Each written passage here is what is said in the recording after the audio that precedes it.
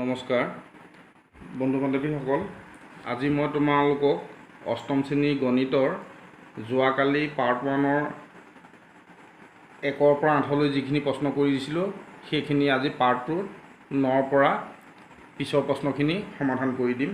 ছাত্ৰ ছাত্ৰীসকল, তোমালোকৰ কাৰণে মই ৰেগুলাৰলি গণিতৰ সমাধানসমূহ পৰ্যায়ক্ৰমে কৰি গৈ আছোঁ বা গৈ থাকিম।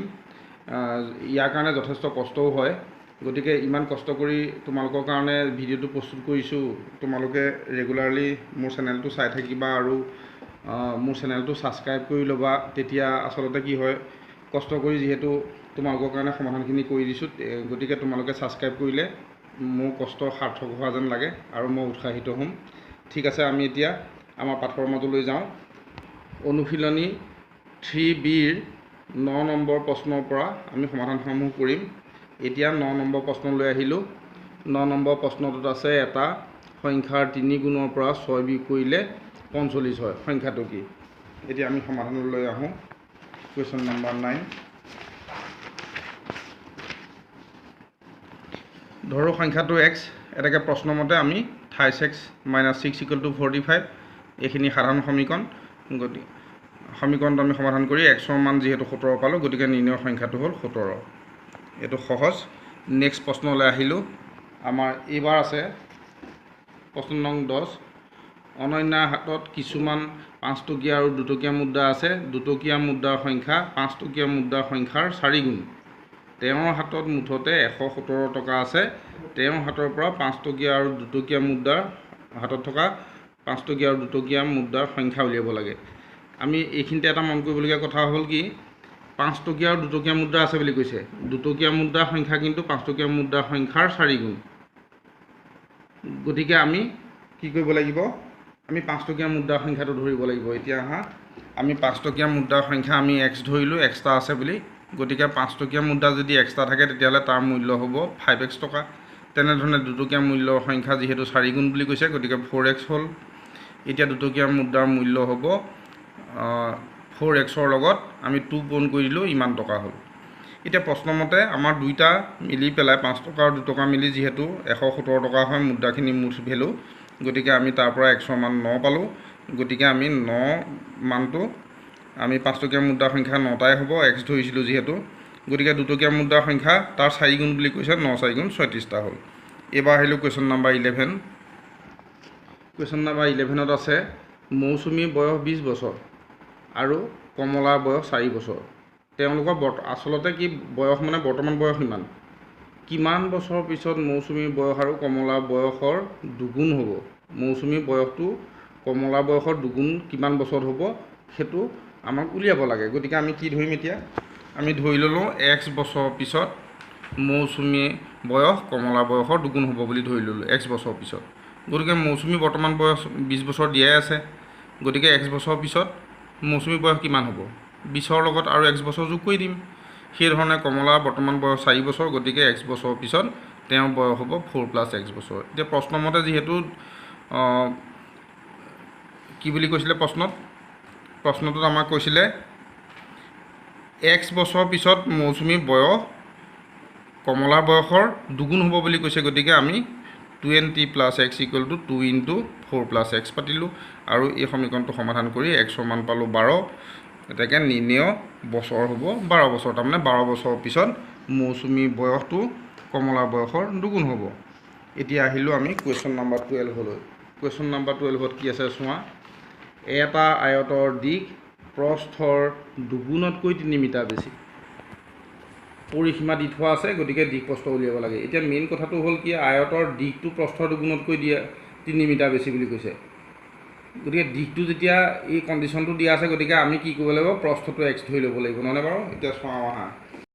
এতিয়া আমি আয়তটোৰ প্ৰস্থ x মিটাৰ ধৰিলোঁ। গতিকে আয়তটোৰ দিশ কিমান হ'ব? যিহেতু দুগুণতকৈ 3 মিটাৰ বেছি বুলি কৈছে, গতিকে দিশ হ'ব 2x + 3 মিটাৰ।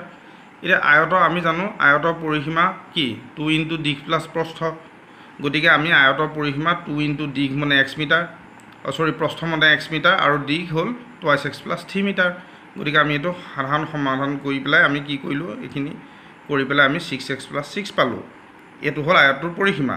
এতিয়া প্ৰশ্নমতে কি বুলি কৈছিলে পৰিসীমা আকৌ 246 বুলি কৈছে গতিকে 6x + 6 = 246 গতিকে এইটো এটা সিম্পল ইকুৱেশ্যন আমি x ৰ মান পালোঁ 40 গতিকে আয়তটোৰ দিক হ'ব যিহেতু দিকটো আমাৰ টুৱাইছ x + 3 মিটাৰ আছিলে গতিকে 2 × x ৰ ঠাইত 40 পাতিলোঁ +3 গতিকে আমাৰ 83 মিটাৰ হ'ল আৰু প্ৰশ্ন যিহেতু x ধৰিছিলোঁ গতিকে 40 মিটাৰ হ'ল ঠিকে আছে ছাত্ৰ ছাত্ৰীসকল তোমালোকে নিশ্চয় বুজি পাইছা অসুবিধা পালে মোক কমেণ্টৰ জৰিয়তে জনাবা এবাৰ আহিলোঁ আমি 13 নম্বৰ প্ৰশ্নলৈ 13 নম্বৰ প্ৰশ্নটো চোৱাচোন প্ৰতি কিলোগ্ৰামত 90 টকা মূল্যৰ 10 কিলোগ্ৰাম চাহপাতৰ লগত প্ৰতি কিলোগ্ৰামত 72 টকা মূল্যৰ কিমান চাহপাত মিহলি কৰিলে মিশ্ৰণটো প্ৰতি কিলোগ্ৰামত 78 টকা মূল্যত বিক্ৰী কৰিলে চাহপাতখিনি কিনা দাম আৰু বেচা দাম একে হ'ব এইটো প্ৰশ্নটো এটা দীঘলীয়া প্ৰশ্ন ভালকৈ তোমালোকে একেবাৰতে বুজি নাপালে দুবাৰ তিনিবাৰ পঢ়িলেহে কথাটো ধৰিব পাৰিবা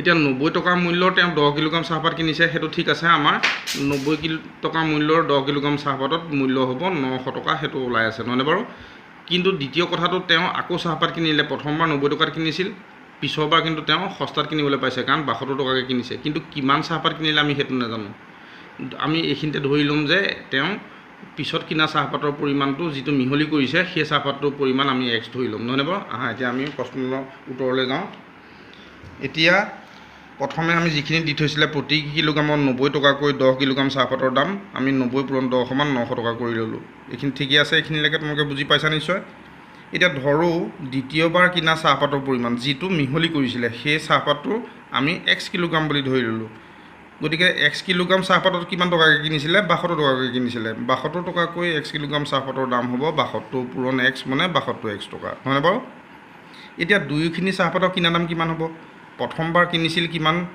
900 টকা চাহপাত আৰু দ্বিতীয়বাৰ কিনিছিল 72x টকা চাহপাত গতিকে দুয়োখিনি চাহপাতৰ কিনা দামটো হ'ব 900 + 72x টকা নহয়নে বাৰু এইখিনি হ'ল কিনা দাম আমাৰ এতিয়া বেচা দামো লাগিব গতিকে বেচা দাম মানে তেওঁ কিমান টকাত চাহপাতখিনি বেচিছে তেওঁ চাহপাতখিনি বেচিছে সকলো এই যদিও 90 টকাকৈ কিনিছিলে চাহপাত আৰু 72 টকাকৈ কিনিছিল কিন্তু দুইখিনি চাহপাত তেওঁ একেলগ কৰি দিলে দামী চাহপাত আৰু কম দামী চাহপাত একেলগ কৰি পেলাই তেওঁ কিমান টকাত বিক্ৰী কৰিলে 78 টকাকৈ বেচিছে গতিকে দুইখিনি চাহপাতৰ বেচা দাম হ'ব 78 টকাকৈ কিমান কিলোগ্ৰাম প্ৰথম আছিল 10 কিলোগ্ৰাম তাৰপিছত হ'ল x কিলোগ্ৰাম গতিকে 78 × 10 + x টকা নহয়নে বাৰু গতিকে ইমান টকা হ'ল এতিয়া প্ৰশ্নমতে কি কৈছে কিনা দামটো বেচা দামৰ লগত সমান বুলি কৈছে এইটো আছিলে কিনা দাম আৰু এইটো হ'ল বেচা দাম সমান বুলি কৈছে গতিকে আমি সমান চিন দিলোঁ গতিকে এতিয়া এটা সাধাৰণ সমীকৰণ আমি সমাধান কৰিলত x = 20 পালোঁ গতিকে মিহলি কৰা চাহপাতৰ পৰিমাণ কিমান হ'ব আমি যিহেতু x কিলোগ্ৰাম বুলি কৈছিলোঁ x ৰ মান 20 পালোঁ গতিকে মিহলি কৰা চাহপাতৰ পৰিমাণ সমান 20 কিলোগ্ৰাম ঠিক আছে ছাত্ৰ ছাত্ৰীসকল আজি মই তোমালোকক পাৰ্ট 2ত 13 নম্বৰ প্ৰশ্নলৈকে সমাধান কৰি দিলোঁ অহাকালিলৈ পাৰ্ট 3ত মই তোমালোকক 14 পৰা 20লৈ এই প্ৰশ্নখিনিসমূহ সমাধান কৰি দিম আজিলৈ ভিডিঅ'টো ইমানতে ৰাখিছোঁ তোমালোকে মোৰ চেনেলটো চাই থাকিবা আৰু মই তোমালোকক সমাধানসমূহ কৰি দি থাকিম ধন্যবাদ